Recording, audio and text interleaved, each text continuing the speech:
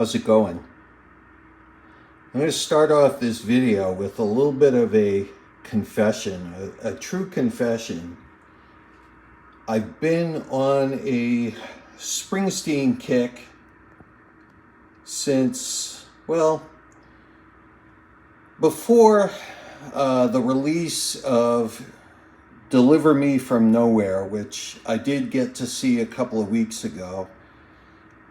And since seeing that film, I've been haunted by this album. This is Bruce Springsteen's Nebraska. And you might ask yourself, why that album? It is not an audiophile album. It's far from it. If anything, this is a lo-fi, amateur kind of effort. But there's nothing amateur about the music on this album, and I'm going to go out on a huge limb here. I truly believe in my heart of hearts that this is the greatest rock album ever recorded. And I've listened to a lot of them. Stuff by geniuses like Bob Dylan. I could go on and on and on. Buddy Holly, U2, The Clash, James Brown, all these titans of music, AC/DC. You go on and on and on. Different subgenres of rock. Simon and Garfunkel. And then there's this guy. And where does he fit in the pantheon of rock and roll? And the ironic part of it is this is not really even a rock and roll album. Some could argue that it's folk. Some could argue that it's folk rock. There might even be an argument for country.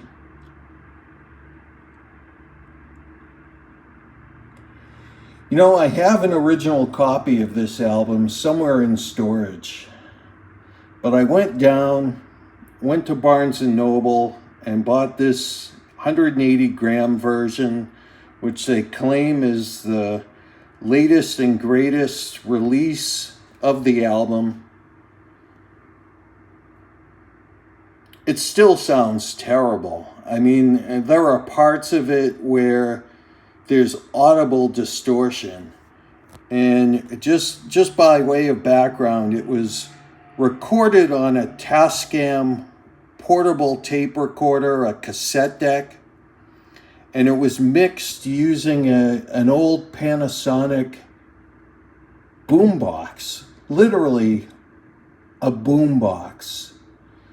And there's some great scenes in the movie that reenact the recording, the mixing, the mastering of the album.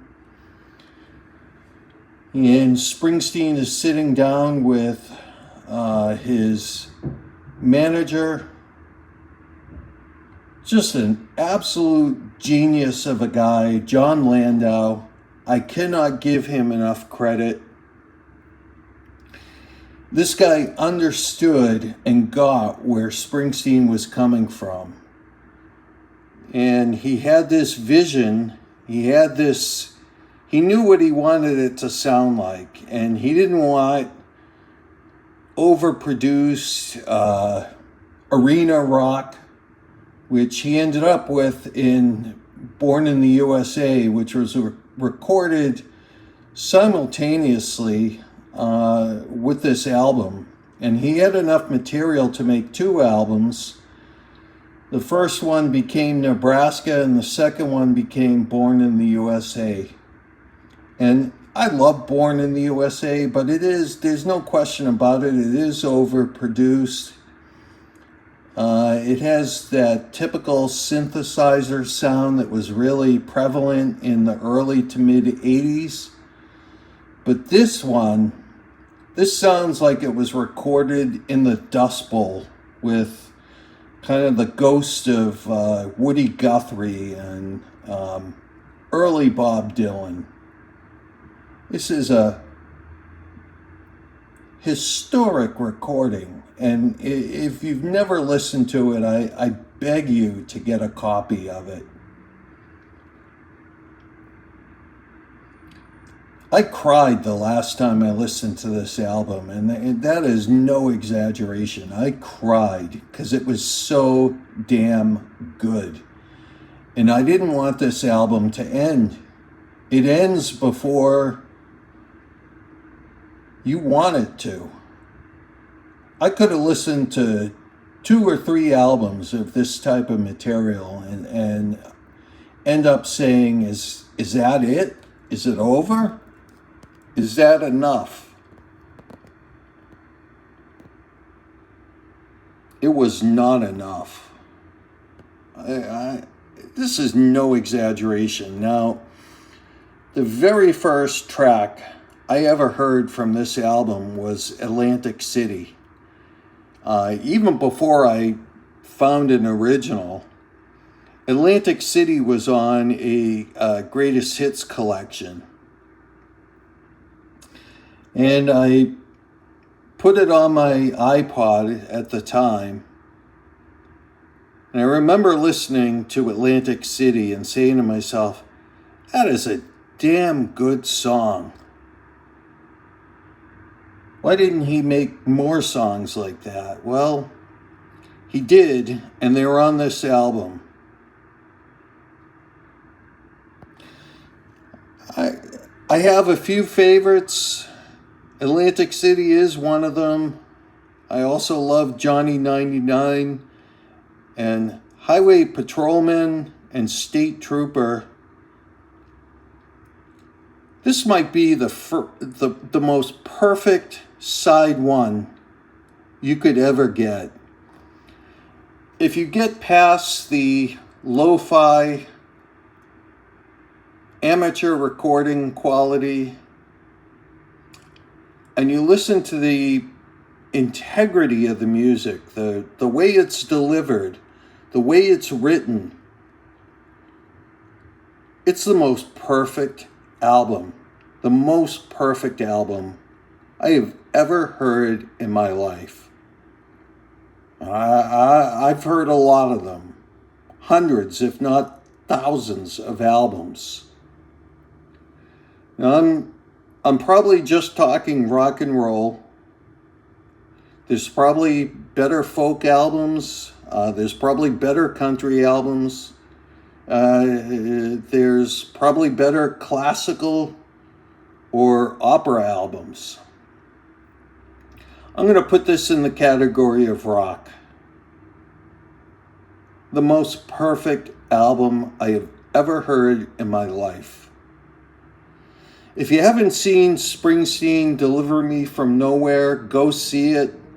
If you have any interest, not only in Springsteen, but in the creative process, the writing, the recording, the mixing, the mastering, the movie just gets it right. And the guy who plays Springsteen, I don't care what anyone says, I think his name is Jeremy Allen Wood. I could be wrong. He's got to go up for an Oscar. This guy captures the essence of Springsteen, not in his looks, but in his mannerisms, his swagger, the way he carries himself, the way he interacts with the other supporting characters like John Landau. And yeah, they use the typical composite girlfriend. They give her a fictional name of Faye Romano.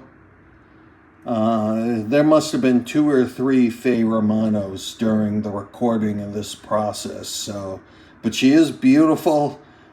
She was a great actress, but she didn't exist, probably to protect the innocent. And they did the same thing in the Dylan movie. They used a composite for the woman who appeared on the cover of the Freewheeling Bob Dylan. Yeah, it's kind of disappointing, but they had to do what they had to do. This album will not disappoint you, and it may inspire you, and it may help to look at Springsteen in a different light. He gets a bad rap. A lot of people don't like him. They say he's woke, or they say that his music is only for guys. It's only for middle-aged men. That is such rubbish. The messages, the themes in these songs are timeless, and they still resonate to this day. Get a copy of this album. I guarantee you will not be disappointed. Talk to you soon.